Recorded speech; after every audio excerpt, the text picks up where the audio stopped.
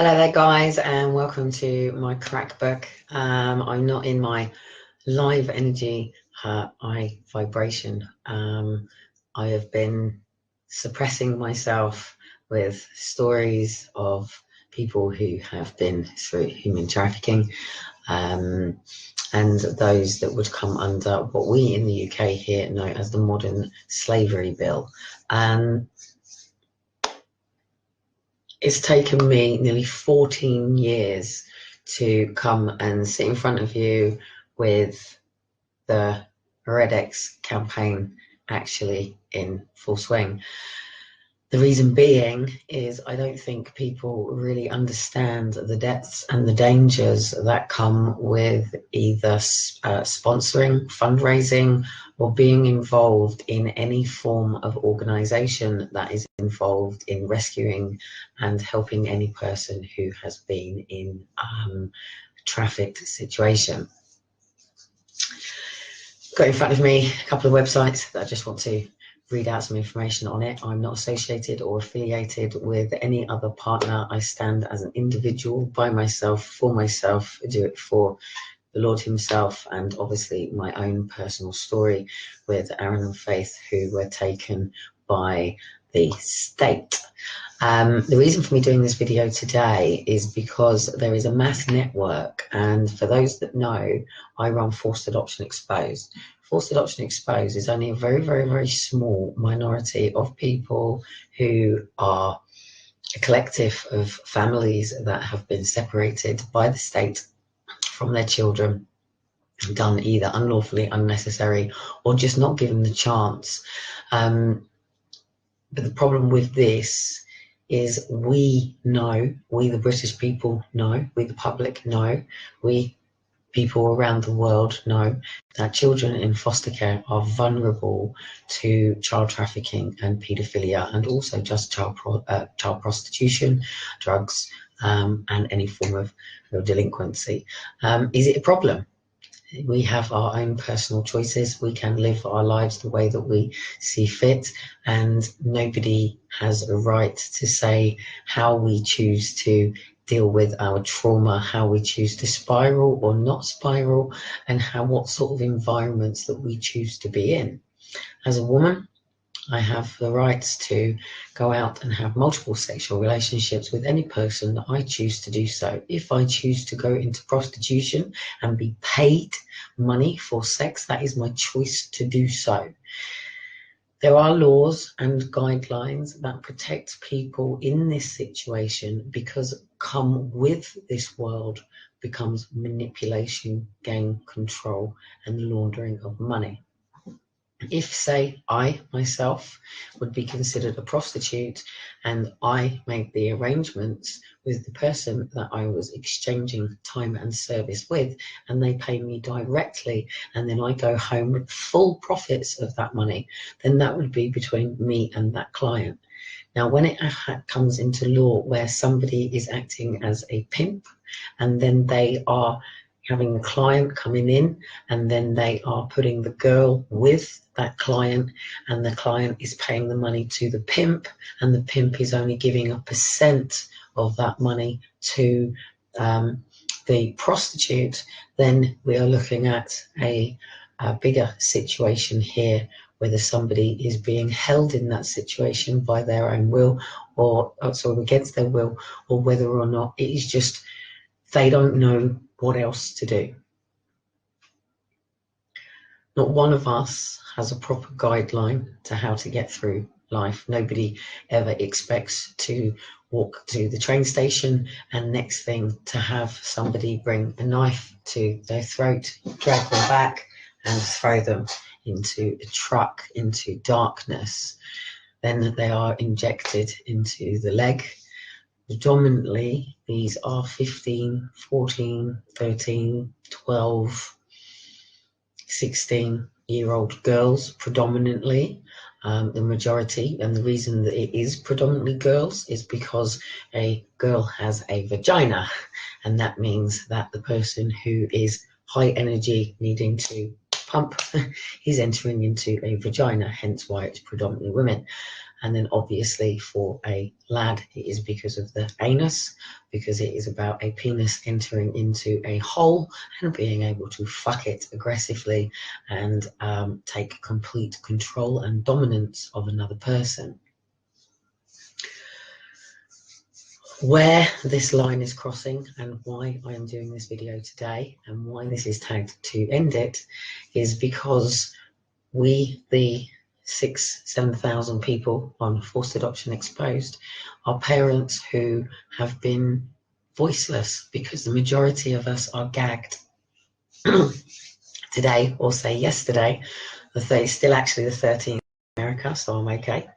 But over here in the UK, it is now the 14th, which is Cupid's pagan Valentine's Day, and a day where many people want to receive love. Love is misunderstood in many ways, and sex is one where people feel a connection, whether that be a connection of control or whether that be a connection of love. It's a very difficult fine line, and it is one that on Valentine's Day tends to be one that a lot of people pay for their time and companionship, be that through prostitution, escorting, and whether or not it is done in somebody's own choice. The challenge with that is, does somebody under the legal systematic definition of under 18 or under 16, depending what country or state you are in, if some person is under 18 and therefore become a child and is being used for sex, then somebody's got to step in. And this is why organisations like End It and many other ones come together on this day. And I'll just literally just read out a couple of organisations that come under. I've just gone right off the page at a completely wrong time to do that. So the partnerships with End It as it stands at the moment is A21, which is what we got involved with End It, with LZ7, As Your Own, and there's a few others on here.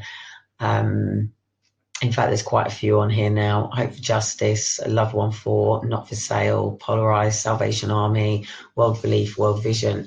Now, one of the reasons that I don't stand at this particular point in my life under any organisation, I don't work for any organisation, I'm not paid for by any organisation, I am in no partnership with any organisation, and I receive no funding from any organisation.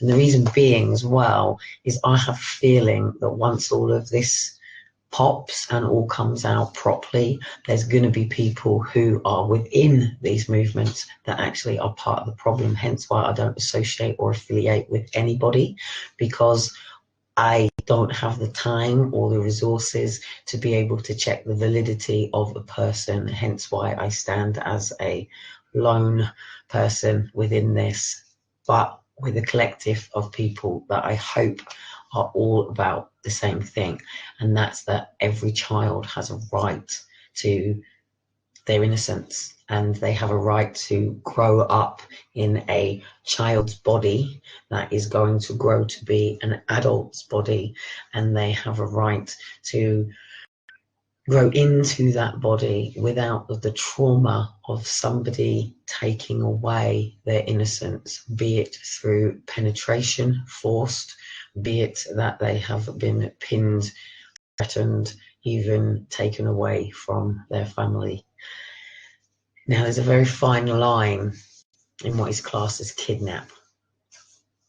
If a person is removed from the streets, as I have said, by being grabbed, being pulled by 1, 2, 3, or 5, then it becomes a gang of people. I think actually after 3, it might be 3 or 5. I think it becomes a gang of people, a gang or to be kidnapped by an individual. So that would mean that a person, be it an adult or child, is picked from whether they're walking down the road, they're going to the shop, whether or not they're going to a hospital appointment, they're going on a train, they're in a car journey, or they have gone on holiday and they have come out the other side of the airport and got into a taxi, or be it that somebody has been given a journey of hope. They may be living in another country, they may be traveling here to the UK with hope of prosperity of a job. Dean's in the living room and Elijah Shiloh's waking up, and I'm hoping he's going to grab him so I can do this. If not, I'm going to quickly have to shoot off. But this is not the video that I wanted to do this on. I really needed this time and space to actually do this, so hopefully he's probably settled. This is not a video for me to be distracted on. But I'm hoping he's settled, but I can see that Dean is moving if he does need to quickly check in. I'm so sorry to those that I've just had to distract for a minute. But per se, child laying in bed and somebody breaks into a home and takes that child out of that bed against their will. Anything where somebody is, I think what I was trying to say on that before I got distracted, and it's really important, I'll just get back to that. There are people around the world who are given job opportunities and they literally give up their whole lives. They pack up their lives to a whole new future ahead of them. It might be the American dream. It could be traveling to the UK. It could be that they're going to be an au pair for a family and they're going to travel around the Europe together. It could be that they've got a job as a chef in a fancy restaurant, and they pack up their entire lives, and then next thing they know, they're being bundled into a van and taken somewhere, and all of a sudden the hopes of a new future become something very different. And that might be that they've been thrown into factory work, and I'm saying as well, there are people who choose and go into paid jobs, but these people are held under conditions that are barbaric. It could be that they are locked and chained to a board, and they are literally allowed to come out for the times that they are to be in service, be it that they're cleaning the kitchens, doing the work, working in the kitchens. They could even be working on construction sites. So even though you don't see the physical chains around somebody in the way that we understand slavery, when we used to see the black man with his chains on, with the white man standing there with the whip, and they used to literally work in unison together. And literally, if they stopped, if they tried to breathe or wiped, it was a off of the whip. And that is the imagery that we have of slavery. That is the concept that people have of slavery, or the white working or upper class that used to have the black servant who used to have to dress into a maid's outfit and stand at the door and call everybody mum and sir and greet them into the home. But it wasn't that they were service to the family, it was that they were a slave to the family. People used to come in on boats and they used to sell people. Literally, people used to be up on stage, pound, pound, pound, in the same way that we see markets. And that is the understanding of slavery that once existed. Slavery still exists. And I just want to quickly just read this off of the Endit website, if I can just get back to the beginning. And it says here, you can't take a stand against something that you do not know exists. And that's why the End It movement, they focus towards the awakening the world of the fact that not only does slavery exist, but it's more prevalent now than any time in history. And it may seem like raising your voice isn't doing enough, but as each of us come alongside each other and become a mighty roar, calling the culture's attention to the level of human trafficking. Now, it's really difficult to talk about something so sensitive. It's really difficult to talk about something so barbaric. It's really difficult to talk about something that's nobody else's business, because it's not affecting you. It's not going on in your home. It's not going on in your next door neighbours because you've just been round there and everything's okay. It's not going on down the road at your neighbours because you just don't see it, because it is going on in your neighbourhood. It might be a child that you know. It could be somebody that you haven't seen for a long time. Slavery happens in many, many, many, many different ways. Many different ways. But one of the main reasons that I want to bring this in today and bring this in with End It is because we recognise kidnap, we recognise human trafficking. We know it goes on. We all go, oh, and Greer at the real bad man who's been done for all this trafficking. There is a fine line in this that's not about trafficking, and it's actually about people relocating and people being immigrants. And it's very, you need to be very careful not to cross into those lines, because some people are just genuinely trying to help. But when somebody physically takes a person away and is removed against their will, it's no different than our police. It's no different than our mental health services. That's no different than threats that we have within the systems that we have around us that are meant to be helping people. We are slaves. We are a slave to the chores that we have in our home. I still haven't got around to my dishes, and I'm a slave to those. I'm a slave to somebody that going and signing on to the benefit system. The fact that social have got me wrapped around in those systems. The fact that I get up for you guys, I'm also a slave for you guys, really. I'm here every day pretty much for you guys when there is other stuff that I could be doing. That still makes me a slave. Somebody's got a boss tomorrow, so they've got to be up for work tomorrow, and they've got to go and do their jobs because they've got to go and do a job because they're getting threatened by the BBC that if they don't pay their TV license, they're going to go to jail. So, and if you don't pay your mortgage, you're going to get your house repossessed, and then you're going to be homeless. So you've got to keep going to work in order to keep paying into this very same system that keeps every single one of us in a rat race, because then comes the electric bill, then comes in the heating bills, then comes in all of a sudden, and bang, your car's just had the exhaust fall off, and then all of a sudden you don't know what to do, and you've got 2 children or 3 children, 4 children, your husband might have walked out on you, you could be a single mum, and all of a sudden you find yourself in a situation where you're in a bar and someone. Hello there, sorry guys, I was doing a video for my End It video for yesterday, and the signal went down, and then all of a sudden it completely cut my signal out. I actually was just coming to completely wrap up, but it missed the whole importantness of why I wanted to do these videos today, to relate the fact that everybody understands kidnap coming from random strangers, from gangs, from cultures where it is a gang warfare, and the sex trafficking industry is a really big thing. But the point that I really, really wanted to get to, and the reason that I want organisations like Hope for Justice, like End It, like all of the ones that are connected to people who support and help people who have been through some form of human trafficking, be it that they are an adult or child. We have to connect the dots on where these children are coming from. Some children are born into this industry.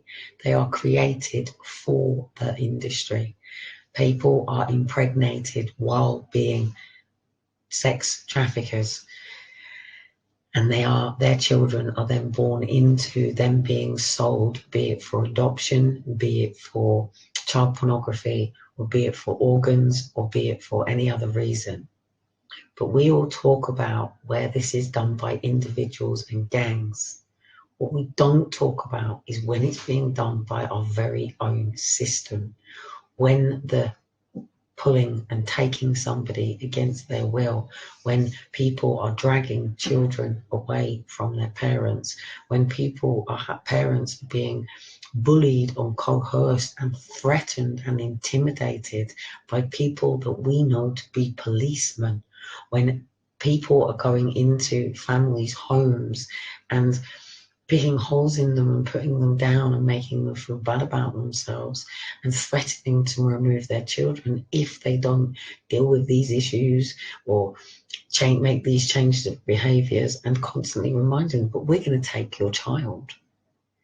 It's no different. The pain is no different. The suffering is no different. The experience is different. And the mindset and the belief system is different. Because as I've said on previous videos, when Aaron and Faith were taken, my friend was all over the news with her son who had gone missing. My emotions were not to exist. Hers were produced all over the media because people recognise the fact that he had gone missing, and then people jump on it. Now, it was a suicide. He hung himself. He took his own life. But for me, going through this system, those emotions are not recognised because my children were not trafficked by some gang that come and took them off of me, off the streets. My children were not kidnapped by some randomer that has ran off with my children and pretending them to be theirs, and the police and everybody in the news is out looking for my children. My children were not taken by somebody pretending to be a nurse or a doctor dressed up, that the police were all over the news with a photo fit of the person in the uniform pretending, personating a nurse, with a video of a reconstruction of the nurse coming in through and going into the ward and walking off with my children. My children were stolen by the state, taken by the state. Aaron and Faith were taken by the state for no apparent reason, unlawfully and unnecessary. And this is happening to many other people. But the reason that this needs to be connected is because of the amount of money that is going on around this, and because of the amount of employment racket that is going on, and the fact that the foster care industry and social care is one of the biggest industries in the world. And this is where the children are coming from. This is how the big traffickers are getting hold of vulnerable children running away from foster care, or children in care homes, or children that have actually been placed deliberately with people that had the intentions of raping, sexually abusing and molesting these children, and then taking them off to places where they disappear and are murdered, and nobody ever sees these children again.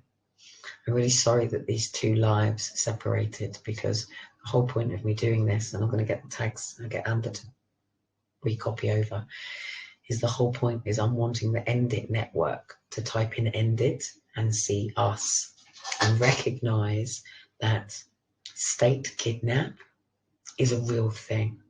To take somebody's child against their will is kidnap.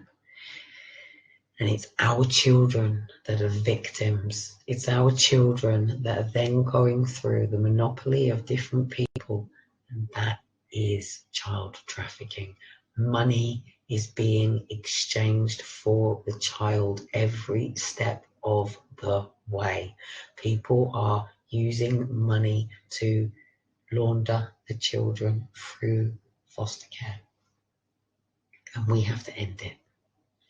This has to end. Everybody associates grooming and trafficking to guerrilla gang warfares. It's the white Western man. It's the man that you see next door. And this isn't about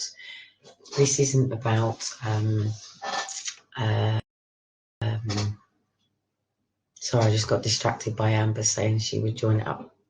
It isn't about one type fits all. This isn't about one culture over another. This isn't about Muslim grooming gangs or government paedophilia circles or some Persian culture. This is just about bad people that do bad things, but might do bad things because they had bad things happen to them. We don't know.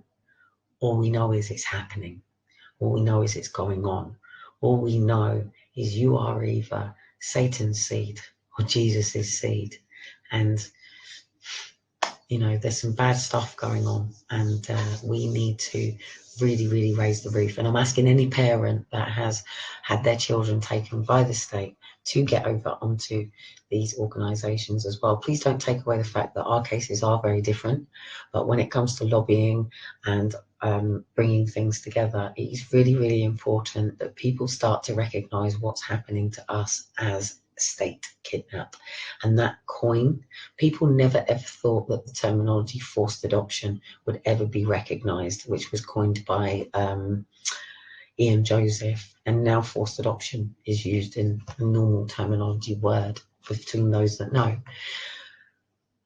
And state kidnapping has to become a standardised word where it is accepted that this is happening. And that doesn't matter whether somebody is being unnecessarily sectioned, unnecessarily imprisoned, children being detained. It doesn't matter. It's still kidnap. And it's time now that we take, you know, prosecutions against that. But who do you turn to in such a corrupt system? That's another story, another day, because today is about shining a light into a very dark place. But please remember, when you shine a light, it's very difficult for people to come out of their shells. Healing takes time. It's not easy for somebody to even talk about the experiences that they have been through. Sometimes some people never ever tell anybody about some of the things that have happened to them because of the shame that they have experienced, or because they feel like they can't relate to anybody anymore, and they're walking down the road as if they're naked and everybody can see them, and they're not quite sure whether everybody can tell whether they've just been through this horrendous ordeal.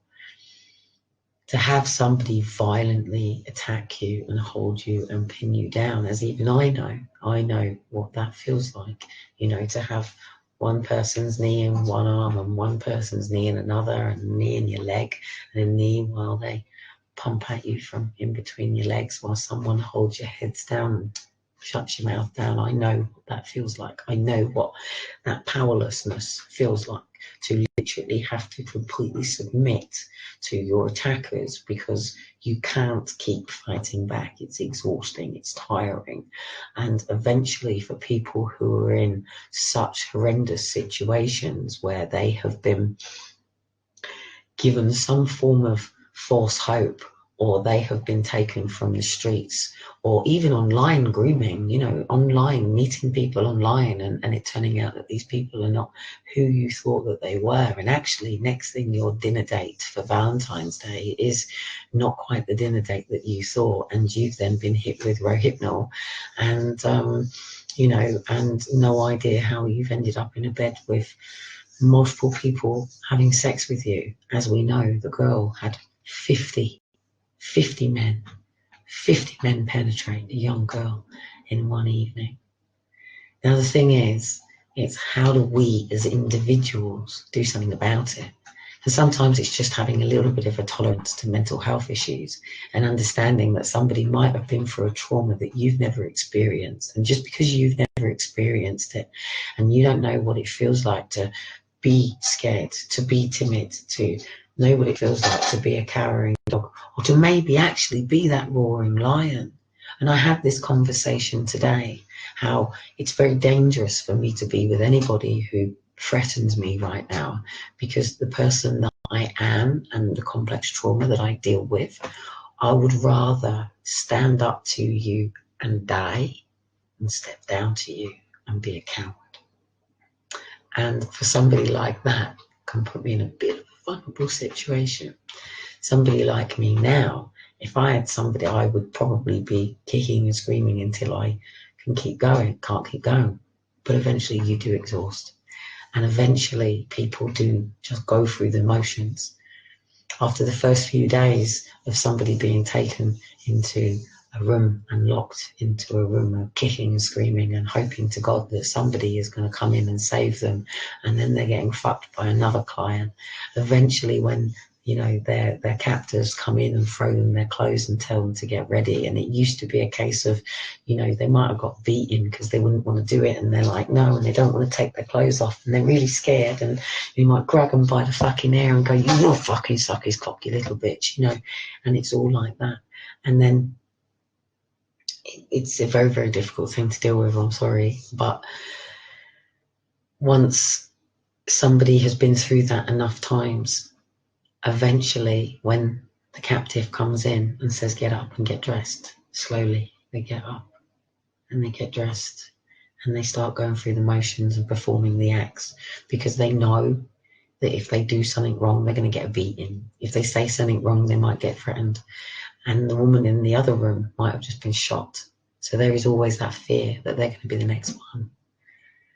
But somewhere there is some hope for people, because there are people out here, there are abolitionists that are going into these places and rescuing people. But that's why there are people like us out here letting you know it's going on. One, because obviously people do fundraisers, but two, more because you might see somebody, you might know somebody, you might see that sad face, and maybe you can't do anything to help the bigger problem of it, but maybe your smile might just save somebody's soul that day. Maybe your smile might be that hope. There's a woman in Trafalgar Square. Many people who've been to London might even know her. She dresses, she pays her money. She does a statue. But every night that girl goes home and she is not in the best of conditions, and she will get set out to go and do that again. It's not a happy performing arts student. It's somebody who's been trafficked. And it's commonly known. And that's the saddest thing about it. We walk past somebody every day going through some form of trauma, some form of adversity. But how do we come in and light up somebody's day? And this is where we've got to start coming together as a collective of communities. People are stuck in situations, any situation. You might just listen to your friend every day, just not having enough money at the end of the month. And she's going to not have enough money at the end of next month, and not have enough money at the end of next month. It might just be that you might offer that person the chance to go and do something that they want to do. It might just be that you might have just been the person to listen to them, because we can all snap and make decisions that we can pay the consequences for a very, very, very long time. And it's a slippery slope into a dark place. And once somebody gets there and gets stuck, it can be a really hard place to get out of. And that could be that you might know somebody who's an alcoholic. You might know somebody who's a drug addict. The people that you call the smackheads and the crackheads. The people that you persecute and look down on. The people who sit on the streets that you might want to walk past, but take the time to get to know their stories. And there's usually a story of abuse under there, and nobody's ever listened. Nobody's ever taken the time out to listen to what somebody else has gone through or going through or experiencing. But by talking about it, by getting it out, by sharing that experience, that's where the healing comes from. And if it helps one person out there go, hang on a minute, I feel like that walking down the street. I really need to have a listening ear. I need somebody to talk to. I need to, and actually there is a listening ear project, by the way, developing, if anybody, that's over on Banksy's, not Banksy, Junksy Banksy's doing all that. But sometimes that's all it takes. But at the end of the day, if people like us don't sit there and go, whoa, hang on a minute, somebody's being held in that house over there, and you know. And if we don't have a system of people that are going to go through in that door and deal with this in some form of way, and if we didn't have some form of structure that tells somebody that that behavior is not good and that's not right, then this stuff's going to keep going on. And it's until we do something, this stuff's going to keep going on, and we've got to have a zero tolerance to it. But the real important thing about all of this is that, you know, we all need really good support systems. We all have a right to be with our family and with our friends, but nobody has a right to hurt anybody. Nobody has a right. The natural laws of the universe is that we shouldn't be hurting anybody. But when somebody is being injured by another person, somebody's got to step in. And it doesn't matter whether it's the services that are there to help or a stranger on the street. Kidnap is kidnap. Trafficking is trafficking. Using children and humans as a commodity and as a product, an item for sale, is human trafficking. To then use these humans, be it an adult or a child, for any form of sex trafficking is illegal. But unless you alert that someone's gone missing, unless you notice that there are so many children in foster care going missing, and we know this is to be true. We know many children are going missing from foster care. The question is, are the children being set up to be taken from vulnerable families to feed this trafficking ring? Or is there a flaw in the system that is putting people in vulnerable situations and then the prey are taking advantage of this? Either way, it shouldn't be happening. And we have to educate our children. We have to educate our children that if somebody tells them, nobody's ever going to believe you. If you tell anyone, I'm going to kill your mum.